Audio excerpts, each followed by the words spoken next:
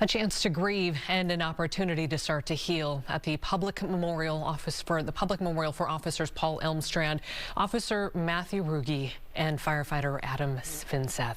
That massive Grace Church building filled with countless others watching online, all honoring 3 fallen heroes. Thank you for joining us for your 10 at 10 on Fox 9 and on Fox Local. I'm Amy Huckert. And I'm Kelsey Carlson. The 3 first responders killed sacrificing their lives in the line of duty, weighing heavy on the entire community. There's a lot to share from today's memorial and the procession.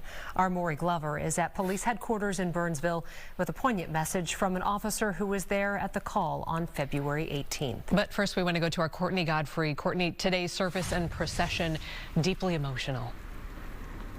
Yeah, an absolutely beautiful tribute. Amy, I think anyone who watched it would say the same. It lasted 2 hours and combined police and firefighter traditions in a unique celebration, the likes of which have never been seen before here in Minnesota.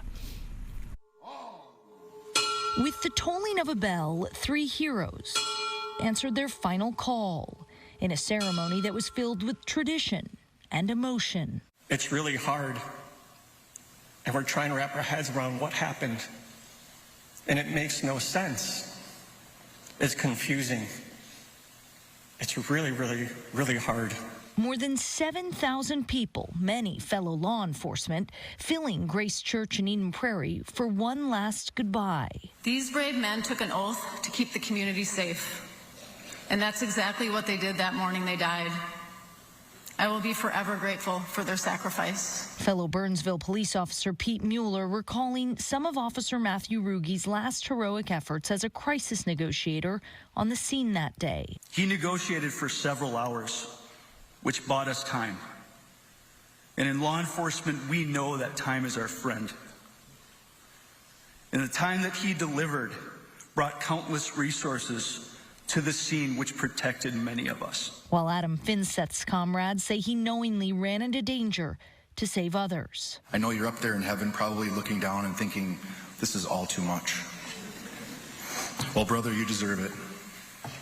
You were the best of us. The Burnsville police chief vowing not to let grief break them. When we lose a brother or a sister in this tragic way, we are often asked, why would we continue to do this? Why would we continue to show up each day? And those in uniform simply say, because it's right, because it's needed, because it's who we are.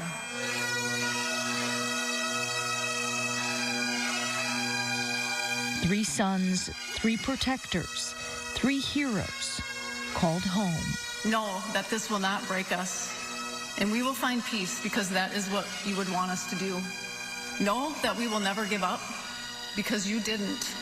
Know that we will lay our burdens and our guilt down because that is what you would want us to do. Know that you will forever be missed, but we will always be united. Know that you can rest easy, and we've got it from here.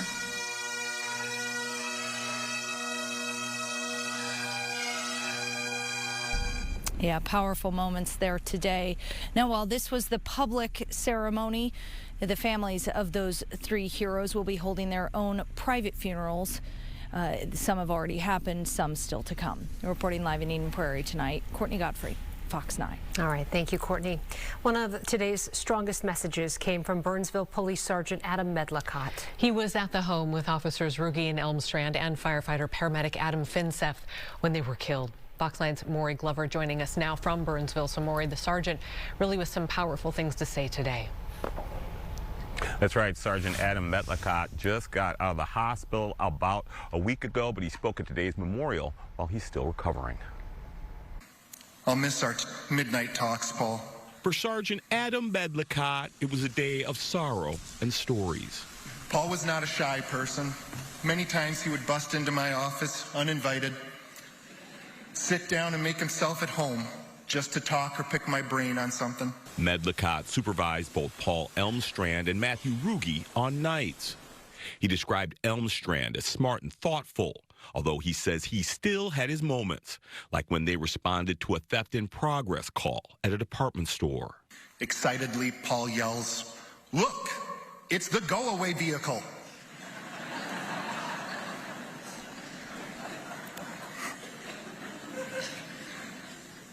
I kind of just looked at him in disbelief for a moment before saying, "It's getaway car, Paul."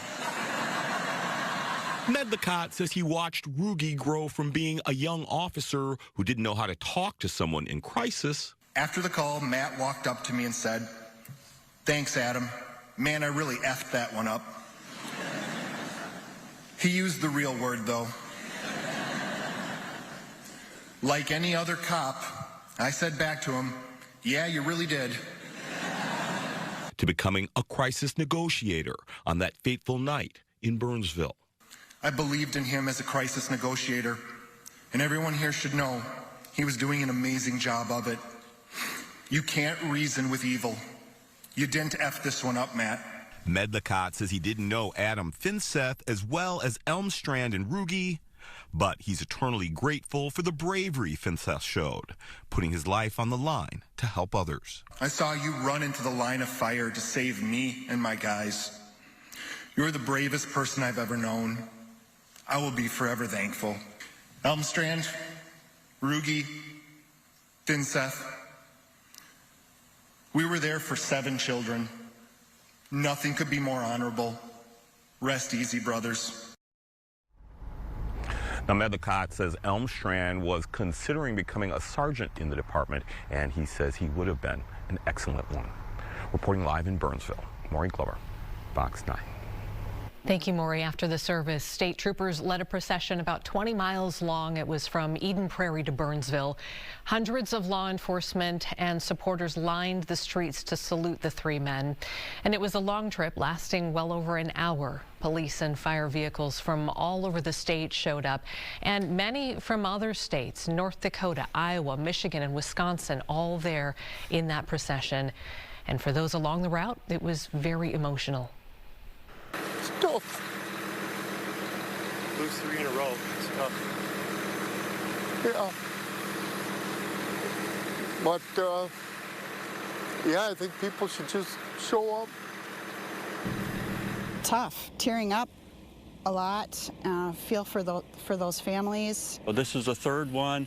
I think it's in less than a year that I've attended, and, you know, it's too many.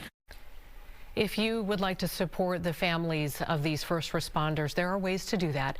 We've listed many of them on our website, fox9.com.